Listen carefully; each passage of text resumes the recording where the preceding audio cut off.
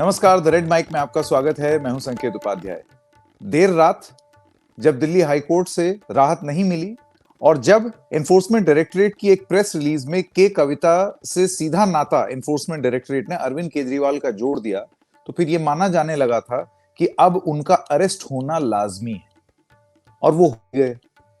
देर रात बहुत सारे कार्यकर्ता आए, हल्ला हुआ, गिरफ्तारी भी हो गई। इसके बाद अदालत में दलीलें दी गईं, सुप्रीम कोर्ट का दरवाजा खटखटाया, उसके बाद वापस राउज एवेन्यू वो दलीलें भी चली, लंबी चली। उसके बाद 6 दिन की ईडी की हिरासत में, यानी कि ईडी रिमांड पर अरविंद केजरीवाल दिल्ली के मुख्यमंत्री को भेज दिया गया है। करप्शन के एलिगेशंस उनके ऊपर लगे हैं, जबकि वो हिस्सा 10 साल पहले किस आंदोलन के थे? India against corruption. ऐसा हुआ कैसे? उनका यह कहना है कि यह पॉलिटिकल विच हंटिंग है। साफ तौर पर जो एक कांग्रेस पार्टी एक वक्त में यही आरोप उनके ऊपर लगा रही थी, आज वो कांग्रेस पार्टी उनके साथ दिख रही है। एक अजीब सी व्यवस्था बनती हुई दिखाई दे रही है। इस सब के बीच में आम आदमी पार्टी जो है वो अपना अगला नेतृत्व किस तरीके से आंदोलन को जमीन पे लड़ा जाए, इन सब की जमीन तलाश रही है। लेकिन अरविंद केजरीवाल के साथ जो उनके पुराने साथी थे, जो इंडिया अगेंस्ट करप्शन के जमाने से उनके साथ थे और किसी कारणवश उनकी राजनीतिक यात्रा से अलग हट गए, वो इस अरेस्ट के बारे में क्या सोचते हैं? मैं मंच पर आमंत्रित करना चाहता हूं योगेंद्र यादव जी का। आपका बहुत बहुत स्वागत Yogendra ji, the red mic में हमारे साथ जुड़ने के लिए। नमस्कार। मैं सबसे पहला सवाल आपसे ये पूछना चाहता हूं कि इस गिरफ्तारी को, योर फर्स्ट इंप्रेशन, आप इसको किस तरीके से देखते हैं? क्योंकि ईडी का अगर माने, मैंने वो उनकी पूरी दलील सुनी, वो जो आर्गुमेंट बिल्ड कर रहे हैं वो सुना। उनका यह कहना है कि अब साबित हो गया है कि एक मनी ट्रेल है, एक मोटिव फॉर द क्राइम है, करप्शन सीधे सीधे एक्सपोज हो रहा है और किसने किसको पैसे दिए ये एस्टेब्लिश हो रहा है, लोगों के बयान है वो भी एस्टेब्लिश हो रहे हैं।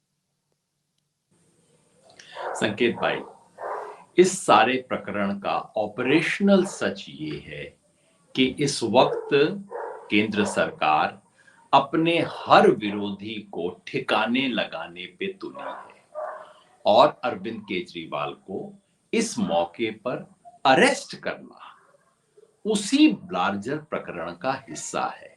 इसलिए जो कोई भी लोकतंत्र के साथ है, जो इस देश में चाहता है कि कानून व्यवस्था हो, जो चाहता है लोकतंत्र हो, जो चाहता है विपक्ष की आवाज बची रहे, उसे खड़े होके जिस तरीके से ये किया जा रहा है उसका विरोध करना चाहिए। तो इसलिए मैं, मेरे सहयोगी, इसमें कोई संदेह नहीं है कि हम इसका विरोध करते हैं। हर लोकतांत्रिक व्यक्ति को विरोध करना चाहिए। तो पहली प्रतिक्रिया तो यही है। अब मैं आपसे ये पूछना चाहता हूं, आपके जब आप आम आदमी पार्टी में थे और उससे बाहर आए और उसके बाद तमाम इंटरव्यू आपने दिए, उसमें आपने अरविंद केजरीवाल को एक इंटरव्यू में, मुझे अच्छे से याद है योगेंद्र जी, एक उपाधि दी थी। आपने बोला था ये छोटा मोदी है और वक्त आने पर ये मोदी से भी 4 हाथ आगे चले जाएंगे। इस तरीके के बयानात जो हैं वो पब्लिक में आए। ऐसे में आज जो आप बयान दे रहे हैं और उस समय जो बयान दे रहे थे, उसमें आप विरोधाभास नहीं देखते हैं? या किस संदर्भ में आपने ये बात बोली थी? Why the comparison? संकेत भाई, आज जो मौका है ये अरविंद केजरीवाल का या आम आदमी पार्टी के चरित्र का मूल्यांकन नहीं है। वो इतिहास करेगा, सब कोई लोग करेंगे। मौका ये भी नहीं है कि मेरे साथ उन्होंने क्या किया मैं उसके बारे में कहूं।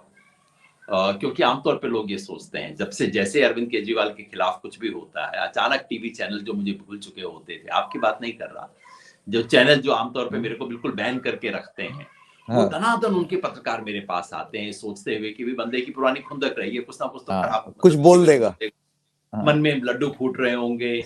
मतलब कैसा हमने सार्वजनिक जीवन बना लिया है कि हम सोचते हैं कि लोकतंत्र गया भाड़ में, मेरी खुंदक जो है इस वक्त मैं अपनी खुंदक को निकाल लूं। ये तो कोई तरीका नहीं है। जो उन्होंने हमारे साथ किया, अच्छा था बुरा था, मुझसे भी ज्यादा प्रोफेसर आनंद कुमार, प्रोफेसर अजीत झा, प्रशांत भूषण, ऐसे लोगों के साथ जो हुआ, उसका संबंध मुझसे क्या है? वो जाने, उनकी आत्मा जाने। कभी उन्होंने हिसाब करना है तो ये हिसाब उनको अपने आप से करना है, मेरे से क्या मतलब है इस चीज का। मेरी आत्मा को तो जवाब देना है कि मैं क्या करता हूं, मुझे जो आज करना है, क्या मैं आज ऐसे मौके पे जब देश के लोकतंत्र को खत्म करने के लिए इस्तेमाल किया जा रहा है, उनका, उनकी पार्टी का, उनको यूज किया जा रहा है, उनको उनको प्रताड़ित किया जा रहा है, क्या ऐसे मौके पे मैं अपनी पुरानी खुंदक को याद करते हुए, डिफरेंसेस को याद करते हुए, क्या मैं तर्क ढूंढूंगा कि क्यों ऐसा करना जरूरी था।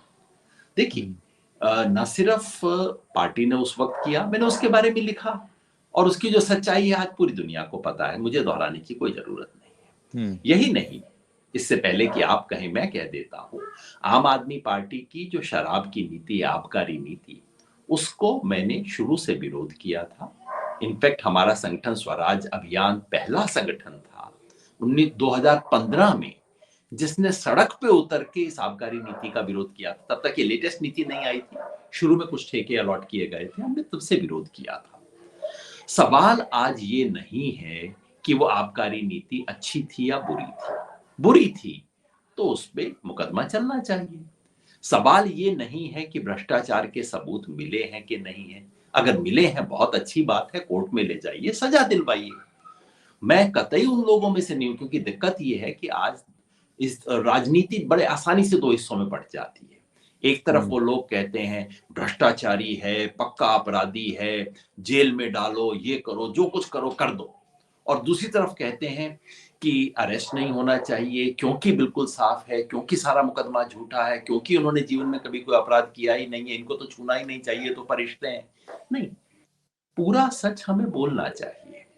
और सच ये है कि अगर आबकारी नीति में समस्या है, जो कि दिखाई देती है, मैंने कोर्ट के ऑर्डर्स भी पढ़े हैं, आप इस पे मुकदमा चलाना चाहते हैं, जरूर चलाइए। आप सबूत जुटाना चाहते हैं, जरूर जुटाइए। और अगर आपको लगता है कि अरविंद केजरीवाल बार बार समन देने पे नहीं आ रहे हैं, आप कोर्ट जाइए। समन का पालन ना करने वाले पे कोर्ट सजा देता है ना, कोर्ट से वो सजा ले लीजिए, लाके उसको लागू कर दीजिए। मगर आज समस्या ये नहीं है, आज असली सवाल ये नहीं है कि वो आबकारी नीति सही थी या गलत थी। असली सवाल ये नहीं है कि उसमें भ्रष्टाचार हुआ था या नहीं था। आज असली सवाल ये है कि क्या उसके आधार पर, इस मुकदमे के आधार पर, क्या मुख्यमंत्री को गिरफ्तार करना जरूरी था, और गिरफ्तार करके पूरे देश के सामने ये दिखाना, ये क्या हो रहा है। गिरफ्तार करने के, मैं मोटा बहुत, मैं कानूनी विशेषज्ञ नहीं हूं, गिरफ्तार करने के दो कारण होते हैं। पहला कि, और ये मतलब आरोप साबित होने से पहले, जब केस की जांच चल रही हो, उस वक्त गिरफ्तार करने के दो कारण होते हैं। एक तो कि बंदा भाग जाएगा, अगर हमने पकड़ा नहीं तो ये भाग जाएगा। अब अरविंद केजरीवाल, मनीष सिसोदिया, संजय सिंह, ये भाग जाएंगे रातों रात, मुझे तो इसकी कोई संभावना नहीं लगती। आपको लगती हो तो बता दीजिए। दूसरा कारण ये होता है कि इनके पास कुछ एविडेंस पड़ा है, और अगर इनको पकड़ा नहीं गया तो ये एविडेंस डिस्ट्रॉय कर देंगे। अब आप बताइए, ये चीज अगर शुक्रवार को केस होता, आप सोमवार को अरेस्ट कर लेते, तो आप ये बातें कह सकते थे। जो 2-2.5 साल से केस चल रहा है, पूरी दुनिया के सामने चल रहा है, आपको लगता है, मान लीजिए अरविंद केजरीवाल दोषी है, मान लीजिए कि कोई एविडेंस है, तो क्या अरविंद केजरीवाल अपने ड्राइंग रूम में लेके आज तक बैठे रहे होंगे कि पुलिस आएगी तब मैं देखूंगा? आप सोचिए, कोई तुक बनती है इस चीज की। तो जो गिरफ्तार करना, और इस वक्त जैसे संजय सिंह को गिरफ्तार किया गया, मनीष सिसोदिया को गिरफ्तार ही नहीं, गिरफ्तार करके रखना सालों साल, इसके पीछे केवल और केवल एक ही मंशा है। इसका तहकीकात से कोई संबंध नहीं है, इसका न्याय प्रक्रिया से कोई संबंध नहीं है, इसका राजनीति से संबंध है, और इसके पीछे एक ही मंशा है, नेता को तोड़ो, पार्टी को तोड़ो, सरकार को तोड़ो। और ये मैं अपने मनगढ़ंत बातें नहीं कह रहा, एग्जैक्टली यही झारखंड में कोशिश की गई, एग्जैक्टली यही हिमाचल प्रदेश में हुआ, और अब तक कितने प्रदेशों में खेल हो चुका है। और अगर हम इस खेल को देखते हुए, इस सबसे बड़े सच को देखने की बजाय दाएं बाएं देख के कहें, लेकिन हाँ देखो तो कुछ एविडेंस तो था, लेकिन हाँ देखो मामला तो कुछ गड़बड़ है, तो आप सबसे बड़े सच से मुंह चुरा रहे हैं, और कम से कम मैं वो नहीं कर सकता। जी, मैं आपकी बात समझ गया। ये एक आज से 1 साल और 20 दिन पहले योगेन जी, आपने एक आर्टिकल लिखा था और उस आर्टिकल का शीर्षक था don't give clean chit to Manish Sisodia but see the timing a national scandal is being covered. मैं आपसे ये जानना चाहता हूं कि उस राइटअप में आप क्या बताना चाहते थे। आप कह रहे थे कि क्लीन चिट मत दीजिए उसको, लेकिन टाइमिंग पर गौर फरमाइए। आज अरविंद केजरीवाल की गिरफ्तारी में आप अपने उस राइटअप या उस थॉट को किस तरीके से देखते हैं?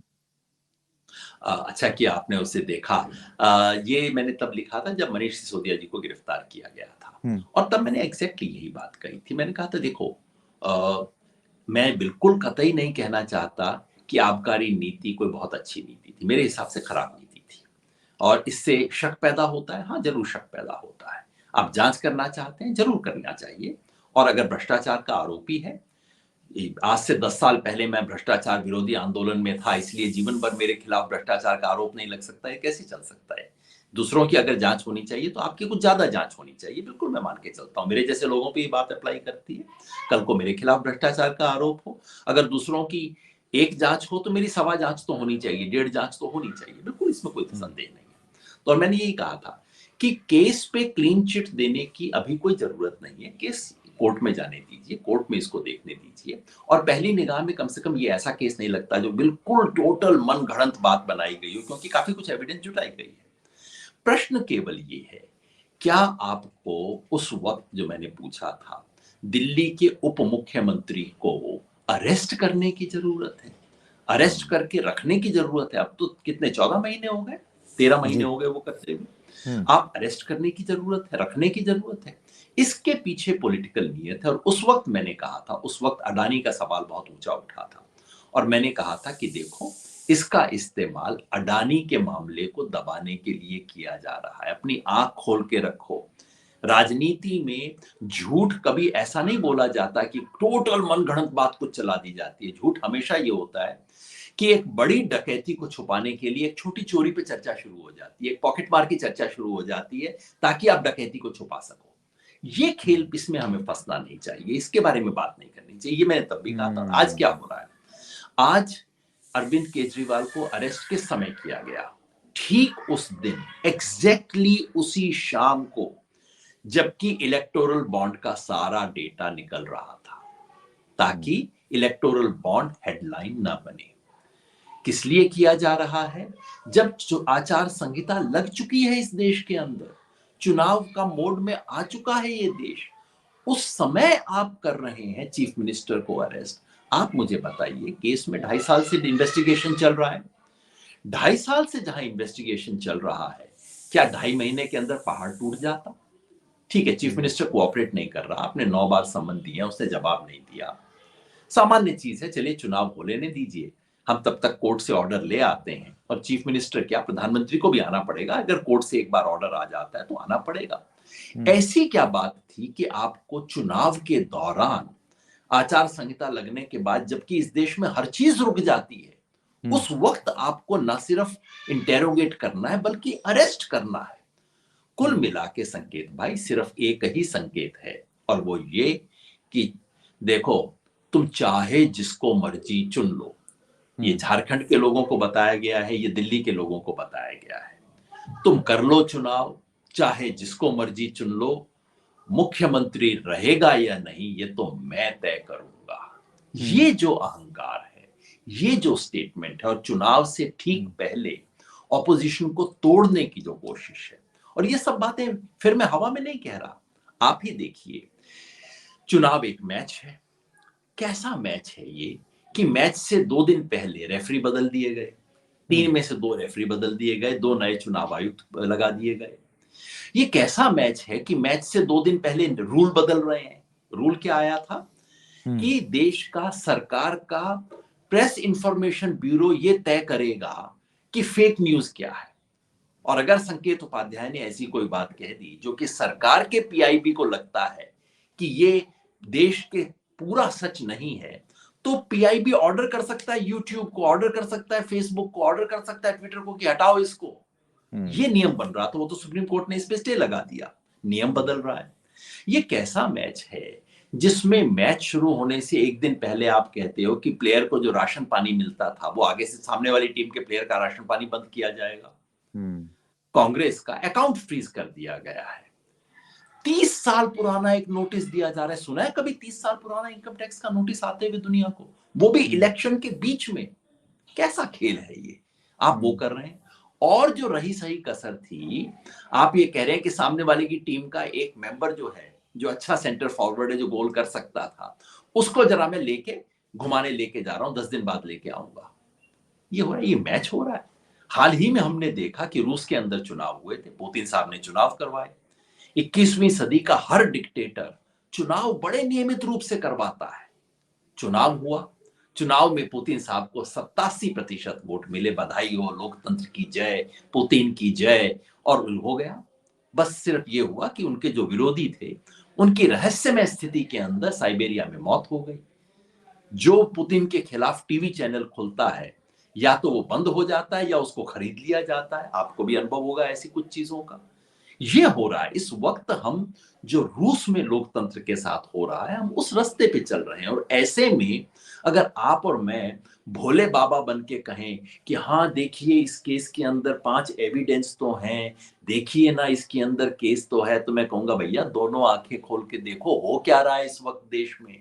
और ये जो आधा सच बोलना, ऐसे में सबसे बड़े सच को न देख के, सच के एक छोटे से अंश को देख के उससे लिपट जाना, जो कि सारा टीवी इस वक्त देश का कर रहा है, इससे बड़ा पाप कोई हो नहीं सकता, इससे बड़ा झूठ कोई हो नहीं सकता। कम से कम मेरी आत्मा इजाजत नहीं देती बिल्कुल कि मैं उस झूठ का हिस्सा बनूं। ये यही संदर्भ था आपका वो मार्च वाले मनीष सिसोदिया के केस में जो राइटअप था, उसमें आप यही हिंडनबर्ग चल रहा था उस समय, तो आपका निष्कर्ष यही निकला था। और इतना इस बड़ा वक्त कांड हो रहा है, और आप उस कांड में, क्योंकि प्रधानमंत्री के मित्रों में से एक, उनके खासम खास मित्र, मैं तो कहता हूं पार्टनर, जो उनके पार्टनर हैं, वो फंस रहे थे।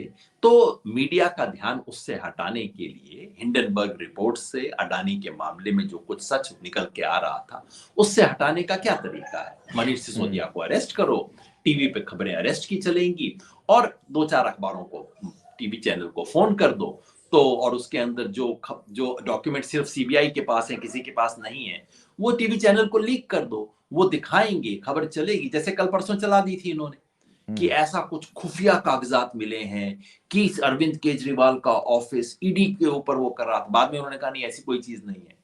तो ये तो टोटल झूठ मैनेजमेंट इस वक्त चल रहा है। और उसमें हम लोगों की तो कम से कम जिम्मेवारी बनती है ना कि हम सच को सही संदर्भ में रखें, पूरा सच सामने रखें, और सच का वो हिस्सा सबसे आगे रखें जो इस वक्त ऑपरेशनली सबसे रेलेवेंट है। इस वक्त मैं फिर कहूंगा, मैं दोहरा रहा हूं, फिर कहूंगा, सबसे रेलेवेंट चीज आज ये नहीं है कि दिल्ली की आबकारी नीति अच्छी थी कि बुरी थी, मान के चलिए कि बुरी थी। सबसे रेलेवेंट चीज ये नहीं है कि इसमें लेन देन हुआ कि नहीं हुआ, आप मान लीजिए लेन देन हुआ। सबसे इंपॉर्टेंट चीज ये नहीं है कि लेन देन के सबूत हैं कि नहीं है, आप मान लीजिए वो सबूत हैं। सबसे रेलेवेंट चीज ये है कि क्या ऐसी स्थिति में मुख्यमंत्री को अरेस्ट करना अपरिहार्य था, अनिवार्य था? चुनाव के बीच में मुख्यमंत्री को अरेस्ट करके ले जाना क्या न्याय के लिए जरूरी था? उसका उत्तर है टाइमिंग नहीं। का पॉइंट। जी इसलिए करना है बिल्कुल। टाइमिंग। और अरेस्ट क्यों कर रहे हैं आप? अरेस्ट अरेस्ट की क्या जरूरत है? आप पूरे एविडेंस लीजिए, कोर्ट में जाइए, सजा दिलवाइए, सजा होने के बाद आप 1 साल, 10 साल, 50 साल जेल में भेजिए। लेकिन इन्वेस्टिगेशन के दौरान अरेस्ट करेंगे तो ऐसे इस देश की मानसिकता बन गई, जिसको मर्जी अरेस्ट करो। एक चीज और कहना चाहता हूं संकेत भाई, मान लीजिए, चलिए इस देश का यही नियम है कि जिस व्यक्ति के खिलाफ शक पड़ रहा है, इन्वेस्टिगेशन के लिए उसको अरेस्ट करना जरूरी है। तो मैं आपसे पूछता हूं, मोदी जी के कैबिनेट के कितने लोग हैं जिनको अरेस्ट करना चाहिए आज? आप बताइए। ये जो इलेक्टोरल बॉन्ड आए हैं, क्या दिखाते हैं? ये दिखाते हैं कि यहां पे, जैसे किसी ने कल कहा, प्रशांत जी ने शायद कल प्रेस कॉन्फ्रेंस में बोला था कि यहां एक तो प्रीपेड स्कीम है, कि मतलब पहले से मैंने इलेक्टोरल बॉन्ड खरीद लिए और मुझे पता है कि बाद में मुझे कॉन्ट्रैक्ट मिल जाएगा, पॉलिसी में जो चेंज है वो हो जाएंगे। फिर एक पोस्ट पेड स्कीम है कि भाई मुझे पहले नहीं पेमेंट करूंगा, पहले तुम मेरा ये काम करो, लाइसेंस दो, ये सब कुछ करो, उसके बाद मैं इलेक्टोरल बॉन्ड खरीदूंगा। और एक पोस्ट रेड स्कीम है कि मतलब जब छापा पड़ेगा, छापा पड़ने के बाद, छापा पड़ गया, इनकम टैक्स डिपार्टमेंट आ गया, आईटी आपके घर आ गई, और उसके 10 दिन बाद आपने इलेक्टोरल बॉन्ड खरीद लिया और सब कुछ मामला साफ हो गया। अब आप मुझे बताइए, अगर नियम ये है कि स्ट्रॉन्ग शक के बेसिस पे लोगों को अरेस्ट किया जाएगा, तो क्या ईडी और आईटी के अफसर अरेस्ट नहीं होने चाहिए? क्या वो तमाम मंत्री अरेस्ट नहीं होने चाहिए जिनके विभागों ने कोयले का आवंटन किया, जिनके विभागों ने मेडिकल फार्मास्यूटिकल्स को लाइसेंस दिए, जिनको सड़कों के लाइसेंस मिले? और क्या, बाकी सब छोड़ दीजिए, एक सज्जन है जिनका नाम है अजीत पवार, महाराष्ट्र के उप मुख्यमंत्री हैं, उनके बारे में मैं कुछ आरोप नहीं लगाता, बीजेपी ने ही सारे आरोप लगाए हैं उनके करप्शन के बारे में।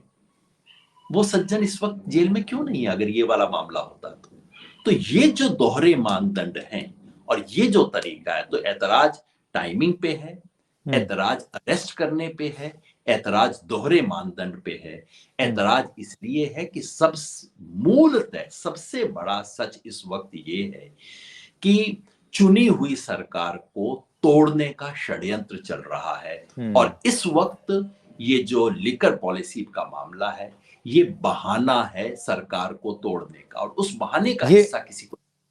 जी योगेन जी, आपको लगता है कि ये जो आपने लॉजिक दिया कि मान लीजिए कि एक करप्शन हुआ था और वो पॉलिसी गलत थी, लिकर पॉलिसी, जिस वजह से लोग इस पर आरोप भी लगा रहे थे और सवाल भी उठा रहे थे, but the manner in which the arrest has happened ये क्वेश्चनेबल है, उसकी टाइमिंग क्वेश्चनेबल है। क्या यही एक्सप्लेनेशन कांग्रेस के भी बदले हुए स्वर को जस्टिफाई करता है? क्योंकि on the face of it थोड़ा सा विरोधाभास दिखता है कांग्रेस के व्यू पॉइंट में, हिपोक्रेसी दिखती है, क्योंकि यही संदीप दीक्षित, यही कांग्रेस के बड़े बड़े नेता अजय माकन, अलका लांबा, ये लोग जो हैं वो प्रेस कॉन्फ्रेंस कर करके कांग्रेस, आम आदमी पार्टी की ये पॉलिसी जो है उसकी आलोचना करते थे, आरोप लगाते थे कि ये एक्ट ऑफ करप्शन है। और फिर यही लोग जो हैं वो अब गिरफ्तारी के बाद वहां सांत्वना देते हुए भी दिखे, वहां पर धरने प्रदर्शन स्थल पर भी पहुंचे। सेम पीपल, उनके पहले के स्टेटमेंट और अभी के स्टेटमेंट। संकेत भाई, अगर इन्होंने अपने पिछले स्टेटमेंट्स में और प्रेस कॉन्फ्रेंस में अरविंद केजरीवाल की गिरफ्तारी की मांग की थी, तो बिल्कुल आज जो कर रहे हैं वो हिपोक्रेसी है। अगर उन्होंने कहा कि इसकी जांच की जाए, इसमें कोई गलत बात नहीं है। ये कहना कि फला केस की जांच की जाए लेकिन पकड़ के चुनाव के बीच में गिरफ्तार ना किया जाए, इन दोनों बातों में कोई विरोधाभास नहीं है ना। मुझे पता नहीं कि कांग्रेस ने ये मांग की थी कि नहीं। मैं आपको बता रहा हूं, 2015 से मैंने कहा था कि आम आदमी पार्टी की लिकर पॉलिसी में कुछ गड़बड़ है, दाल में काला है, कुछ प्रॉब्लम है। अब इसका मतलब ये नहीं कि आप चुनाव के बीच में चीफ मिनिस्टर को अरेस्ट करके रख लें, है ना। तो अगर ये दो चीजों की बात कर रहे हैं तो इसमें विरोधाभास नहीं है। अगर वो कह रहे हैं कि हाँ भाई, अगर वो पहले कह रहे थे कि गिरफ्तार करो, जेल में डालो, और जब जेल में डाल दिया तो कह रहे हैं हाय हाय कितना बुरा हुआ, तो ये तो हिपोक्रेसी है ही। अपने बारे में मैं जरूर कह सकता हूं कि ये मैंने कभी नहीं मांग की, कभी नहीं कहा, तब भी नहीं कहा, 5 साल पहले भी नहीं कहा, 1 साल पहले भी नहीं कहा, आज भी नहीं कहा कि इनको पकड़ के गिरफ्तार करके डाल दो। वैसे भी हमारे देश में एक बड़ी विचित्र सी मानसिकता बन गई है कि हम केस का ट्रायल बाद में चाहते हैं, गिरफ्तारी पहले चाहते हैं, और हर केस में आप देखते हैं पहली मांग होती है कि गिरफ्तार कर लो, क्योंकि हम सबको पता है कि केस तो पता नहीं कब होगा, कब चलेगा, केस में फैसला आएगा भी कि नहीं आएगा, बस सजा पहले दे दो। ये जो मानसिकता है ये वैसे भी गलत मानसिकता है। और पर योगेन जी, मुझे याद है आज से 10-11 साल पहले जब जन लोकपाल आंदोलन चल रहा था, तो उस जन लोकपाल के संदर्भ में भी यही कहा जा रहा था कि रिकवरी नहीं होती है, लोग छूट जाते हैं, उनकी गिरफ्तारी नहीं होती है, और कुछ इसी तरीके के प्रावधान इंडिया अगेंस्ट करप्शन के जन लोकपाल में थे, भ्रष्टाचार को लेकर के, जिसको अभी आप ऐसे बता रहे हैं कि एक आदत रहती है कि लोगों को सजा मिल जाए, सजा मिलती हुई तो अलग दिखे। बात एक तो ये है कि उस समय लोगों ने अपनी बातचीत में इस तरह की बातें कही थी, गिरफ्तार कर लो। अरविंद ने भी 2-4 बार ऐसी बातें बोली थी, बस कोई हो तो पकड़ो, गिरफ्तार करो, ये करो, वो करो। मैं समझता मैं हूँ उसी की हल्की बात बात कर रहा हूँ। जी। हालांकि लोकपाल के प्रावधान में नहीं था। देखिए, किसी भी कानून में तो हो ही नहीं सकता कि किसी व्यक्ति पे थानेदार को संदेह हो जाए तो आप उसको पकड़ के गिरफ्तार कर लो। ये तो कोई कानून हो ही नहीं सकता, वो तो एक व्यवस्था बनानी होगी। लेकिन जरूर अरविंद ने और उस जमाने में आईएसी के कई साथियों ने इस तरह की बातें कही थी जो मेरे ख्याल से तर्क संगत नहीं है, कानून सम्मत नहीं है। अंततः आपको किसी कानूनी व्यवस्था से ही चलाना होगा देश, और उसमें व्यवस्था ये नहीं हो सकती कि किसी व्यक्ति पे आरोप है तो आप उसको जब चाहे गिरफ्तार कर लें। गिरफ्तार करने के दो ही कारण हो सकते हैं, या तो वो व्यक्ति भग जाएगा, मेरे को संदेह है कि भग जाएगा, आज ही मौका है, गिरफ्तार नहीं किया तो आगे से इसको तो मैं इंटेरोगेट भी नहीं कर पाऊंगा। और दूसरा ये कि अगर इसको 5 दिन आगे छोड़ दिया तो फिर ये व्यक्ति एविडेंस डिस्ट्रॉय कर देगा। इन्हीं दो कारण हो सकते हैं, इसके अलावा कोई कारण नहीं हो सकता। और सुप्रीम कोर्ट ने बार बार कहा है, bail is the rule not jail. ये इसका न्याय है। दिक्कत यह है कि वही सुप्रीम कोर्ट क्यों इन चीजों को लागू नहीं करता इन मामलों पे, वो एक बिल्कुल अलग चर्चा है।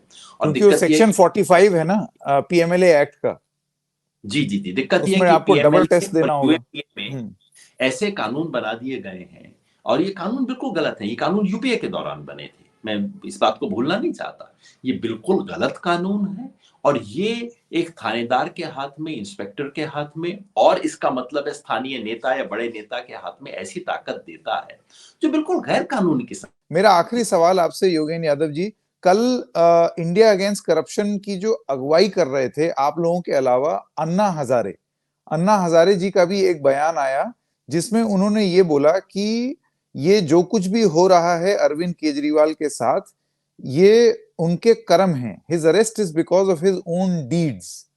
वो लिकर के खिलाफ यानी कि शराब के खिलाफ बोलते थे और उसके बाद शराब पर ही नीति बनाने लगे। इस बयान पर आपके क्या विचार हैं? अन्ना की बात है, जवाब अन्ना हजारे स्वयं दे सकते हैं। मैं समझता हूँ पिछले कई सालों में जैसे हमारे अरविंद केजरीवाल से डिफरेंसेस हुए, अन्ना हजारे के भी डिफरेंसेस हुए। शायद उतने कड़वे नहीं थे जितने हमारे साथ हुए, लेकिन लगता है कि उस थोड़ी कड़वाहट को अन्ना भूल नहीं पा रहे हैं। मैं उनसे भी अनुरोध करूंगा कि ऐसे संदर्भ में जहां कुछ बहुत बड़ी चीज हो रही है, जरूर ऐसा कुछ किया होगा अरविंद ने जो कि उचित ना हो। कम से कम हो सकता है अन्ना को उचित ना लगा हो उनका व्यवहार। लेकिन जब आप सार्वजनिक जीवन में होते हैं तो आप उस वक्त इसको सेंट्रलिटी नहीं दे सकते कि सामने वाले ने मेरे साथ क्या व्यवहार किया था। आपको सेंट्रलिटी इस बात को देनी होगी कि देश के लिए इस वक्त क्या जरूरी चीज है। तो अन्ना से भी मैं निवेदन करूंगा कि नीति सही है गलत है इसकी जरूर चर्चा होनी चाहिए, इसका विश्लेषण भी होना चाहिए, आलोचना भी होनी चाहिए। क्यों नहीं आलोचना हो किसी सरकार की नीति की। लेकिन उसका बहाना बना के जब पूरे लोकतंत्र को चौपट करने का काम हो, तो ऐसे में लोकतंत्र का चौपट होना सबसे बड़ा सवाल है। किसी एक व्यक्ति का अच्छा बुरा होना, नीति का अच्छा बुरा होना सबसे बड़ा सवाल नहीं है। और राजनीति में सबसे महत्वपूर्ण चीज ये आइडेंटिफाई करना है कि आज की तारीख में इस वक्त सबसे बड़ा सवाल क्या है। अन्ना उसे याद रखेंगे, ऐसी मेरी उम्मीद है। आपको लगता है अरविंद केजरीवाल ने जिन जिन लोगों के साथ, जैसे कि टू यूज योर वर्ड्स, बुरा किया, या फिर जितना आपने सहा है उतना, प्रशांत भूषण हैं, आप हैं, और भी तमाम लोग हैं, कुमार विश्वास हैं, ये बड़ी लंबी फहरिस्त है। आज अब कांग्रेस पार्टी है, क्योंकि कांग्रेस जहां जहां मजबूत थी वहां वहां आम आदमी पार्टी ने जा करके अपना वर्चस्व कायम किया है। आज की डेट में उनकी गिरफ्तारी पर मैं देख रहा हूं अमूमन ये सारे लोग अरविंद केजरीवाल के साथ खड़े हुए हैं या उनके पक्ष में बोल रहे हैं। तो आपको लगता है वो they are all guided by the same thought जिसका आप यहां उल्लेख कर रहे हैं, कि आइडेंटिफाई देखिए, मैं करो वजह? थोड़ा सा सुधार करूंगा। अरविंद केजरीवाल के साथ खड़े नहीं हुए हैं, वो एक सिद्धांत के साथ, एक प्रिंसिपल के साथ खड़े हुए हैं। कम से कम प्रशांत भूषण के बारे में तो मैं यही कह सकता हूं कि उस व्यक्ति को इससे कोई असर नहीं पड़ता कि आप उसके बारे में अच्छा बोलें बुरा बोलें। आप कहिए प्रशांत भूषण दुनिया का सबसे महान आदमी है, और अगर उसको लगता है कि आप झूठ बोल रहे हैं तो कहेंगे लेकिन आप तो झूठ बोल रहे हैं।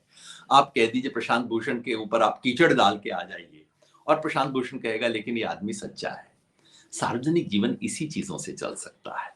तो ये आज, और मुझे अच्छा लगा अरविंद केजरीवाल के अरेस्ट के बाद जो कांग्रेस का स्टेटमेंट था, राहुल गांधी का स्टेटमेंट था, प्रियंका गांधी का स्टेटमेंट था, बहुत मैच्योर स्टेटमेंट थे, जो कि एक व्यापक संदर्भ में रख के, और संदीप दीक्षित जैसे लोग घर गए, ये सब बहुत राजनीतिक समझदारी के लक्षण है, एक ऐसी मैच्योरिटी जो कि इस देश में होनी चाहिए।